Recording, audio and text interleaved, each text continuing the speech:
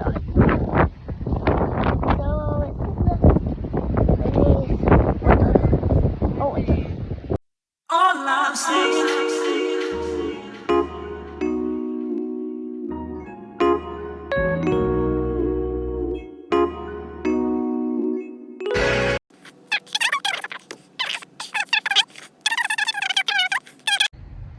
It's 5:04 Saturday, and we're on our way to pick up my mom and then to California to visit my brother. I have not seen him in almost 3 years, so I think it's been 3 years, 2 or 3 years.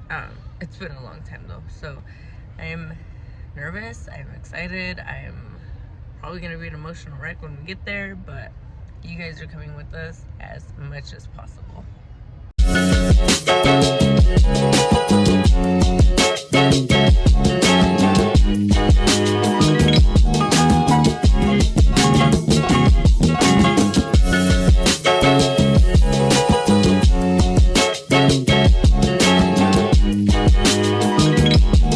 Grab some water.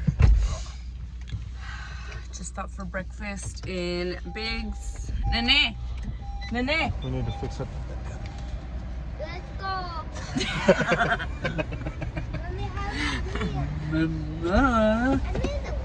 Yeah, you're way in the back. Come, baby. Yeah, Because why?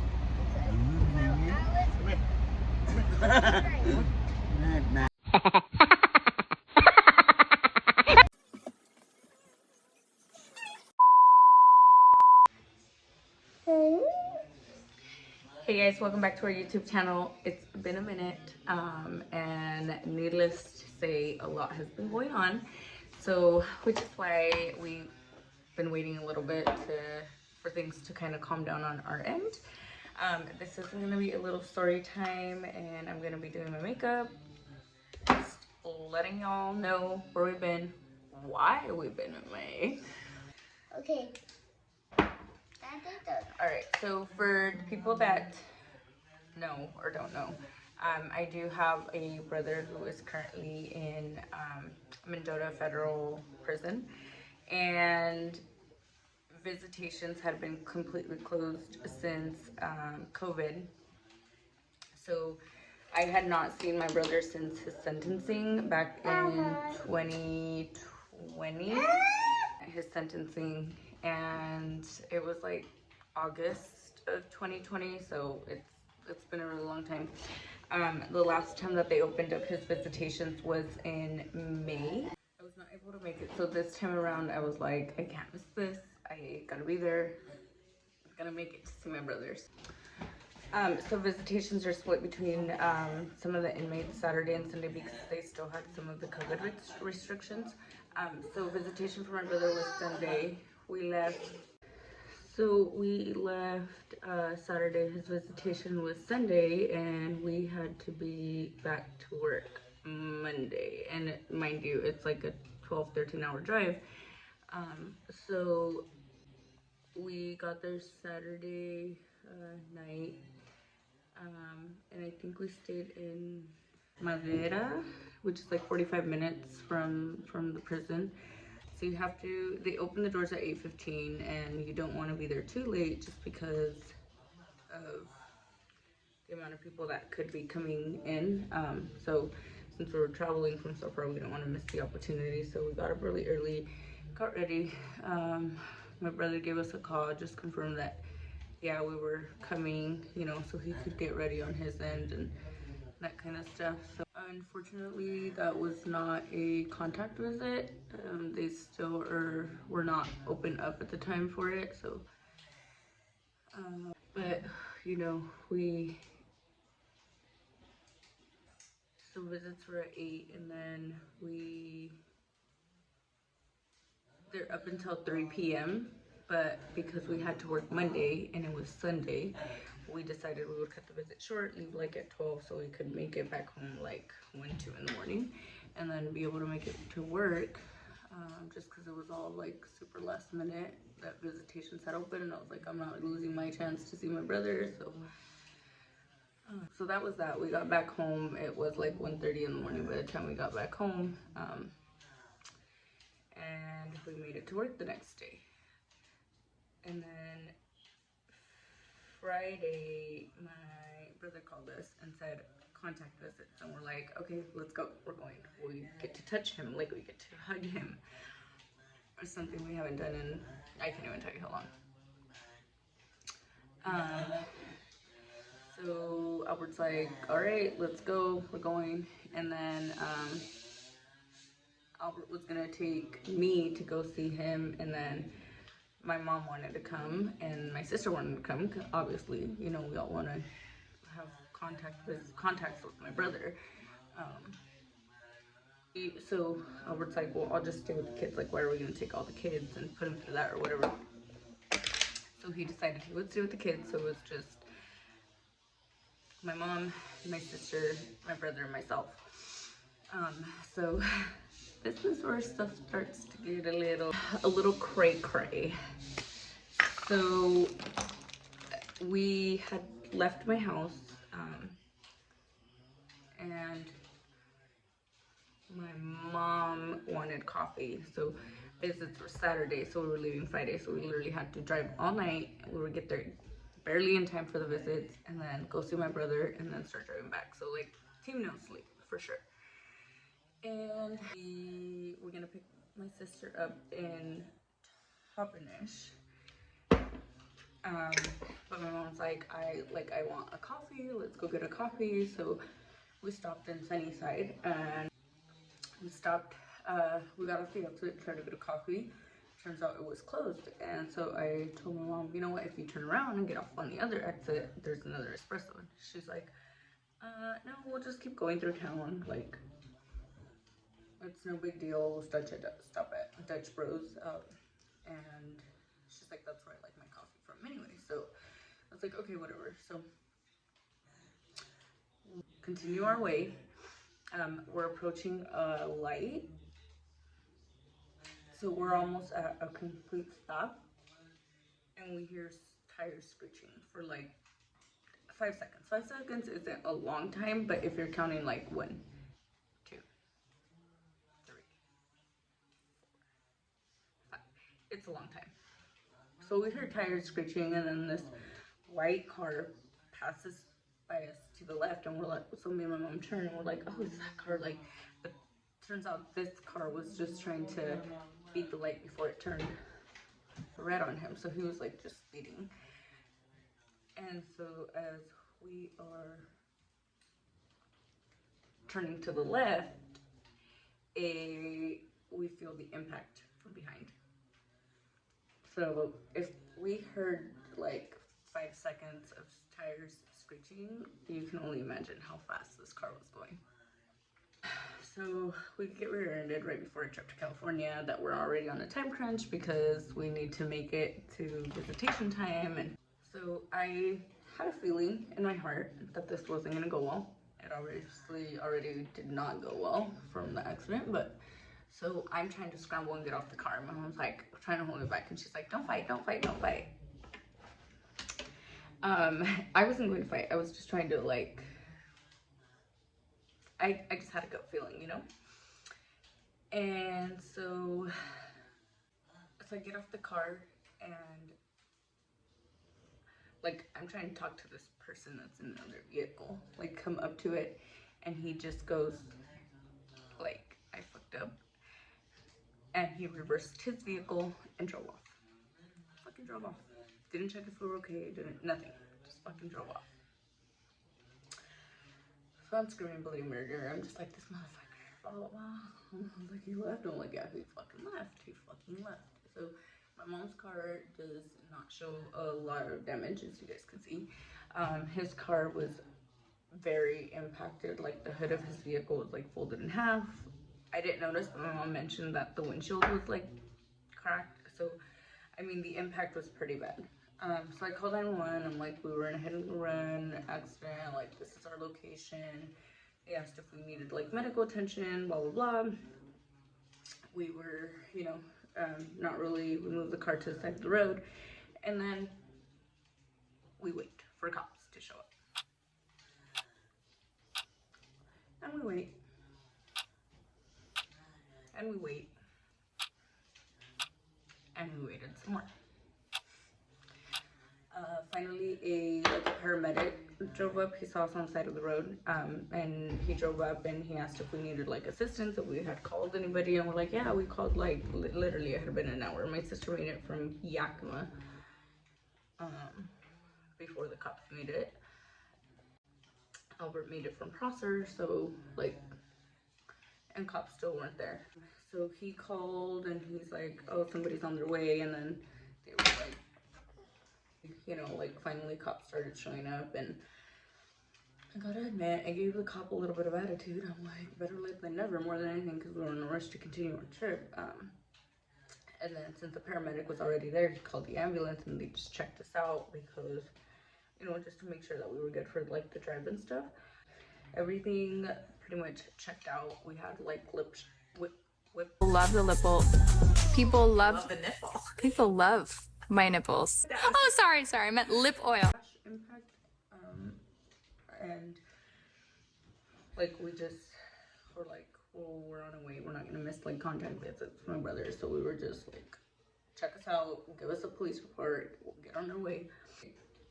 What should have been like a 5 o'clock takeoff time, we were at probably like 8 o'clock, 3 hours behind schedule. So finally, when we were on the road, doing an ETA time of like 9:55-ish,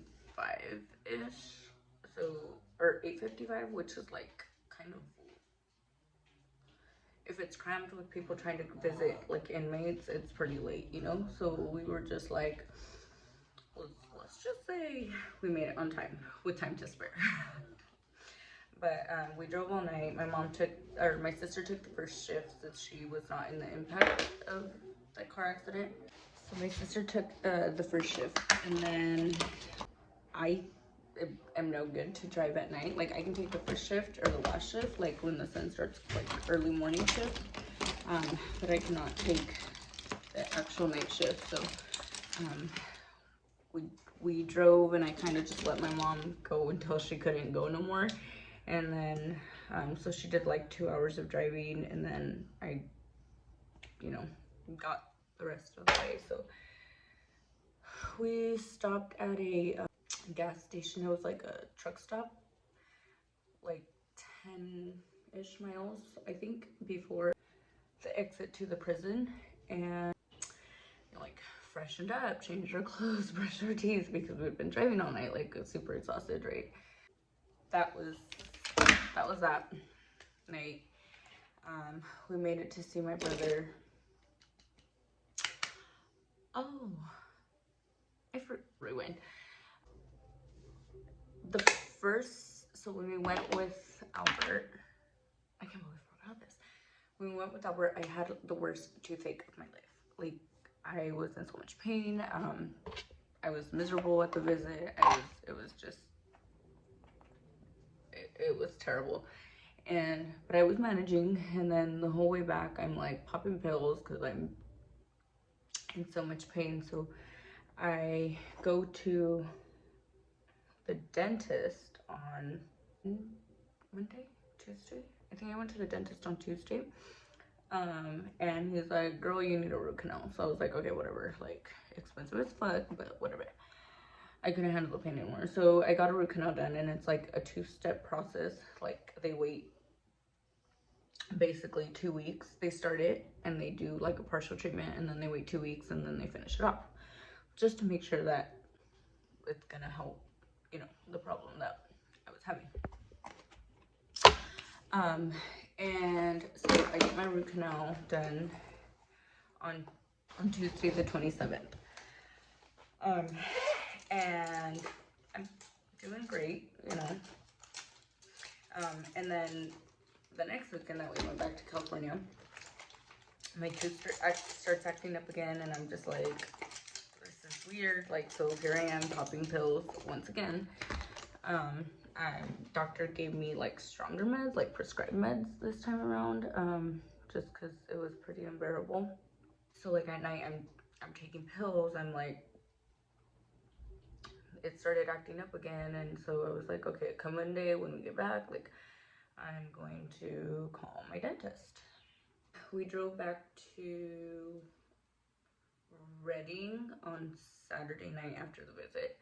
We drove back all the way back from Reading, and we're like, okay, we need to, you know, pass out. We got our hotel. We just tried to drive back as fast as we could to try to get as close to home as we could, so Sunday wasn't like super exhausting too. So we stayed at a hotel in Reading, and then from there I think we had like 6 hours left, so it wasn't pretty torturous, you know, Sunday or whatever. When we got actually to the jail, I'm all over the place. When we got actually to the jail, it turns out they had to be on green. The county had to be on green, which means lower than a certain amount of COVID cases, in order to have contact visits. Well, Friday was the third day, and because visitation was Saturday, like they needed to have a what's it called, like a business day to process everything, so there was still no contact visit. So it almost felt like getting let down, because you're thinking like, oh, I'm gonna get to hold him, and then you don't, you know. So but nonetheless, it was a good visit. He was not expecting us because my mom had told him we weren't going, and then he hadn't called the next day, so there was no way of him. So that was just like a surprise for him that we got there. Okay, so we made it back, and then Monday morning I was like, I called my dentist because again my tooth is like throbbing, and I go in there and I'm like this is unbearable, I can't take it. And he's like, so, well, sometimes like, because it's a two-step process, it's not fully healed, so we need to finish it, and then you'll start feeling better. I was like, okay, perfect. So he numbs me up. He does the root canal, finishes off the root canal, and he's like, I'm gonna give you some more pills because you're gonna be hurting. You'll feel like soreness, tenderness, but nothing too crazy is what I expected. That didn't happen. As soon as the anesthesia started wearing off, toothache of my life. Worst thing I've ever felt. Like, childbirth was not this terrible. I called Albert, and I'm like, I can't take this pain. Well, oh no, I texted him because I couldn't even talk. I was like, I can't take this pain. Like, I'm miserable. And so he's like, do you want me to call for you? I was like, yeah. So Albert calls the dentist, and he basically told him if she's still in this much pain, it means the tooth is non-salvageable, or you can't save it. Like, there's no remedy for it.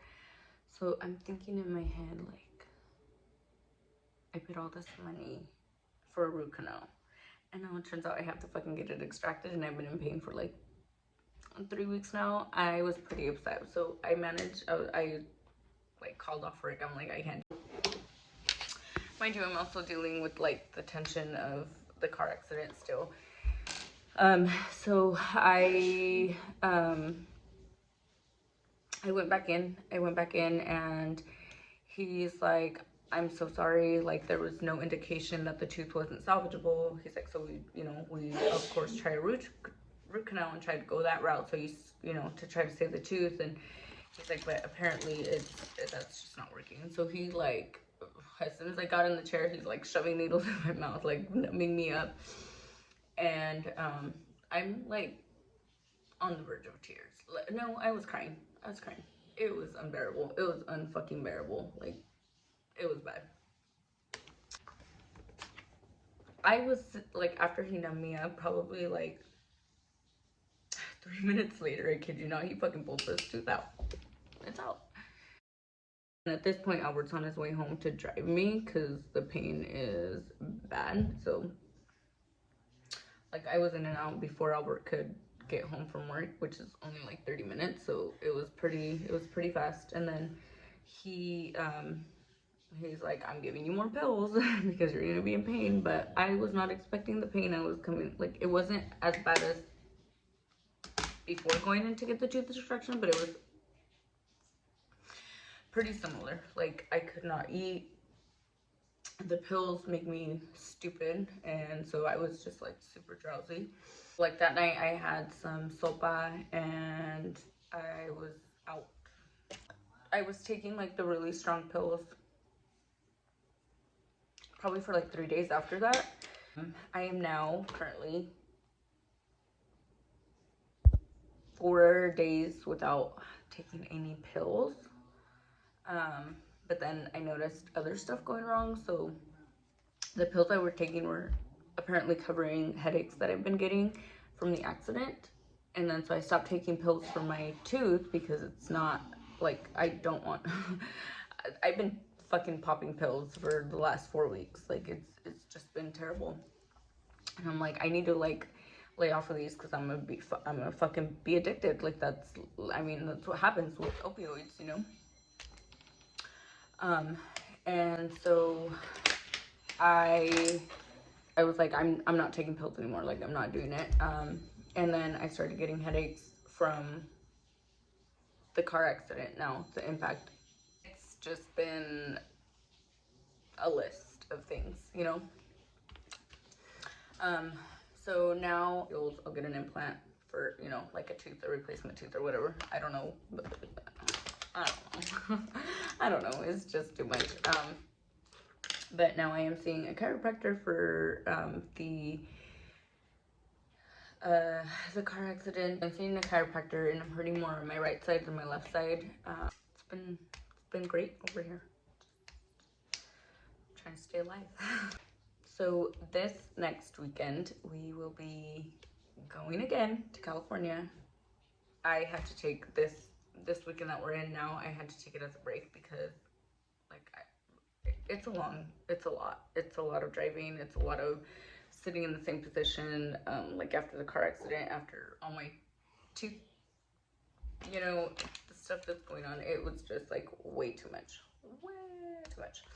So we're taking this weekend off, chilling and doing stuff here around locally. Taking the kids to the fair tomorrow. And then next weekend we will be going to California again,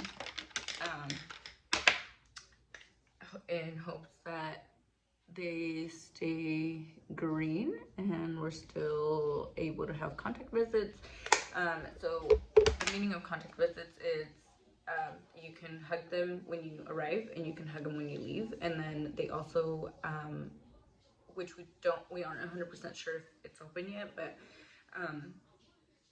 there will be, they have like this mural where you can take pictures, and so we'll be able to take pictures with him as well. And you know,